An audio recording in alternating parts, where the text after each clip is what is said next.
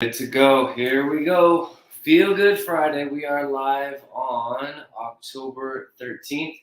A lot of stretching, a lot of core today. Just feeling good. So let's get started face down, everybody.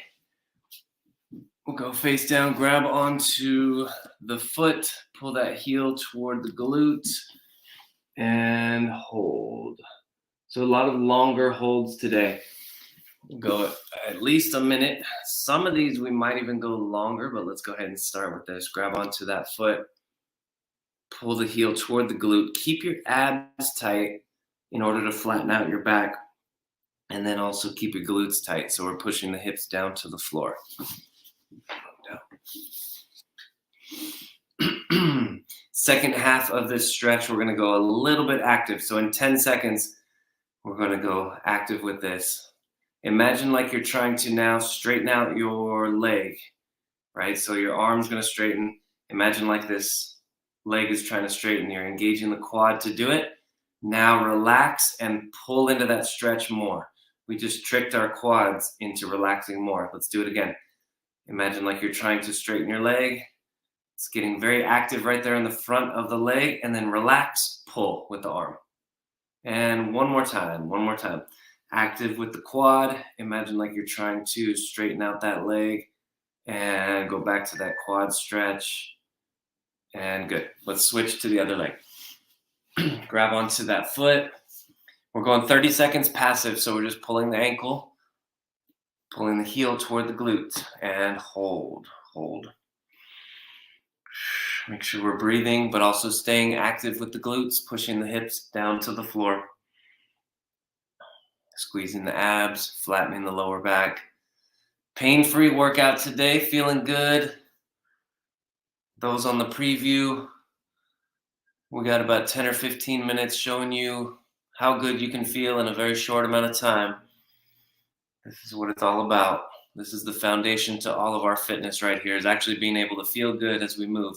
All right, let's do that. Let's do that fake out here. We're gonna go active, engage that quad, as if you're trying to straighten out the leg, and now relax, pull with the arm. There's one, let's do two more. Engage the quad, as if you're trying to straighten it out, and pull. Good. Let's do one more. Engage, as if you're trying to straighten it out, getting it very active, and rest, and pull with the arm, and relax. Good. Okay, let's flip over onto our backs. We're going to go into a frog position. So that's here on our backs. Bottoms of the feet are together. Let the knees drop out to the side. And then we're just going to relax here with the lower body. No movement with the lower body. Upper body, let's go into a pullover. So you're going to interlace your fingers. And then we're coming straight up overhead. So the leg position is going to put the lower back into a little arch. And that's going to give us some opportunity to get that extension throughout the upper back. This one should feel good.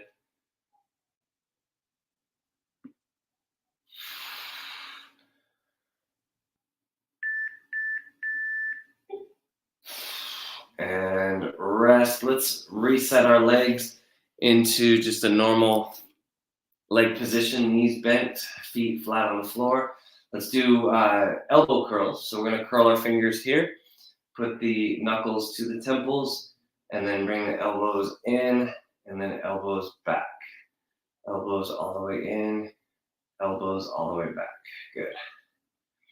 So nice and slow, very easy, very gentle range of motion. So we're looking for different, very subtle feedback cues from our body. If I ask you, how hard is this? Everybody's going to say, oh, it's easy. Right? But that's not what we're looking for necessarily. We're looking for, how smooth is it? Do my elbows touch the floor at the same time? When I pull my elbows back to the floor, are my shoulder blades moving toward each other? Does one move toward each other before the other one? So these are very detailed questions that we want to ask ourselves, instead of, is it hard or easy? Oh, it's easy, because these are all easy today. But we're going for that fine tuning. All right, let's bring the elbows out to the side, fingertips pointed to the ceiling. We got goalposts right now.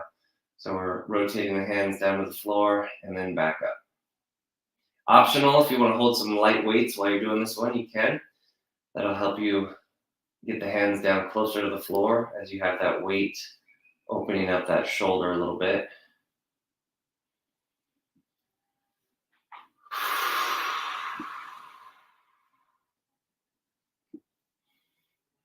Now, one option, if you do want to get a little bit active with this one, you can go into a 90-90 position, bracing with your abs, your hips, and your thighs. So that's an option as well, or you can just relax.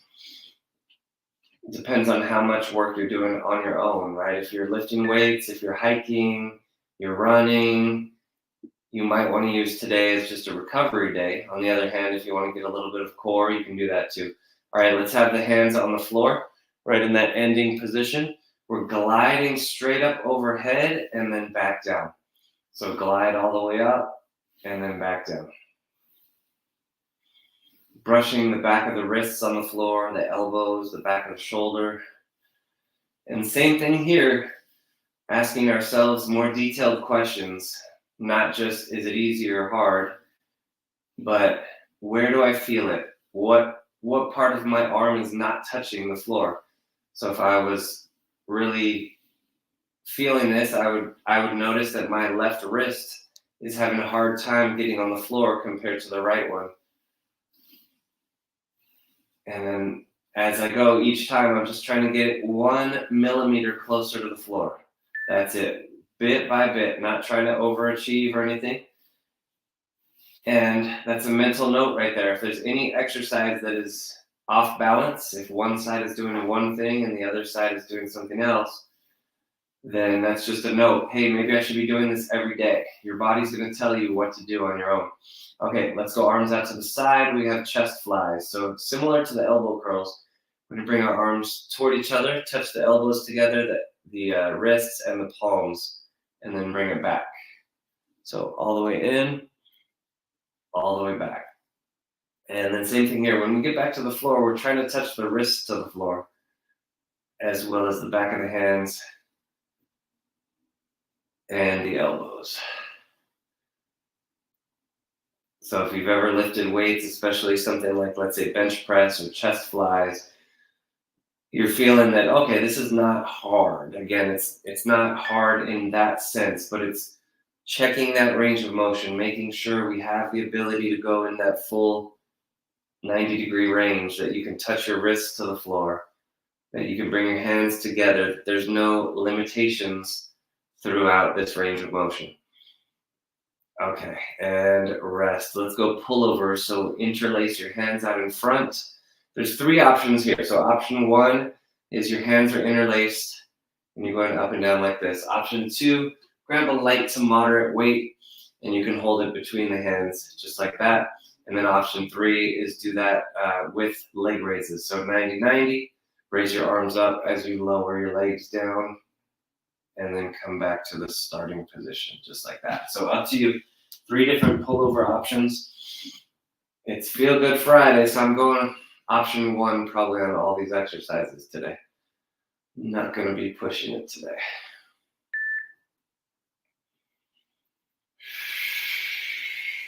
But if you want to push it, you are welcome. All right, let's go on your side. And we're going to do an upper spinal floor twist. So this is going to be one of our longer holds. Let's go 90-90 with the legs. So you have a 90-degree angle with the knees, 90-degree angle with the hips. Take your top hand up all the way over. And as you twist, or as you bring the arm over, you're going to be twisting the torso. So use the weight of the arm to get that twist. And just breathe. Every time you breathe out, that's when you're going to feel that drop. The arm is going to drop a little more. You get a little bit more of a twist. If you want, you can use a light weight. You can hold a light weight in that hand. Up to you. Good time here to focus on your breathing. So big deep breath in. Again, you're creating a little bit of tension there when you breathe in. And then when you breathe out, let it out. Good, good, good. We want to get good at being able to relax our muscles. Those muscles can only do two things. They can engage and they can release. And you want to get better at being able to consciously control that engagement and that release. So we've labeled these terms, right? To be able to engage a muscle better, that means you're getting stronger. To be able to release a muscle better, that means you're getting more flexible. You're getting more conscious control over both of those, the strength and the flexibility. Strength and flexibility really are the same thing. They're just two ends of the continuum. You get stronger on one end and you get more flexible on the other. So we're training both. Let's go ahead and close it up. We're not switching yet. We're going to close it up and then reopen it all the way. Let it hang here for a second or two. And then close it again. So now we're getting active here. We've taken the rib cage and the spine into that big range of motion. And now we are just teaching the body how to get in and out of that range of motion. So little by little, getting more flexible in the spine. And this one, just like everything we do, this one should feel really good. If it doesn't feel good, or maybe the end of the range of motion feels tight, you can always shorten that range of motion. You don't have to try to make this a huge range. In fact, any kind of flexibility exercises, the goal is not to get that flexibility, right? The goal is not to be able to do the splits. The goal is to feel better and more relaxed going that direction. And little by little, as you practice more, you'll be able to go further into it. But that will be just a natural byproduct of that relaxation. Okay, we are ready. Let's switch to the other side.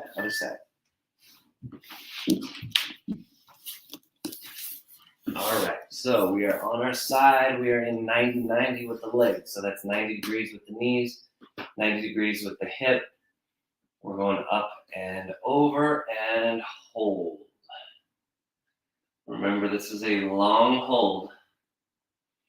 When you first start, you might have that residual tightness from your day-to-day activities. With the spine and all the muscles around the spine, they're just like any other muscles. If you don't move them, they will get tight and you'll lose the ability to move the spine. On the other hand, if you practice this every day, just little bits at a time, you will regain that ability.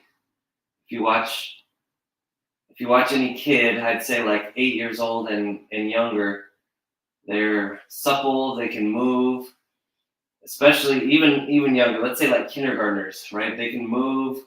They don't have the spinal conditions that we adults have because they move. Their spines are pretty much like any other joint of their body.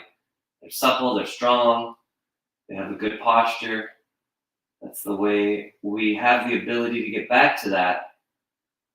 But we have to do two things. We have to add in exercises like these. And some of us need to subtract some of the other things we're doing. Maybe we're lifting weights that are too heavy, right? Weightlifting is great, but we can't go too heavy too quickly. Or maybe we're doing too much sitting, or maybe we're stressing too much. Those are the things that we want to take out of our lives slowly. All right, let's make this one active.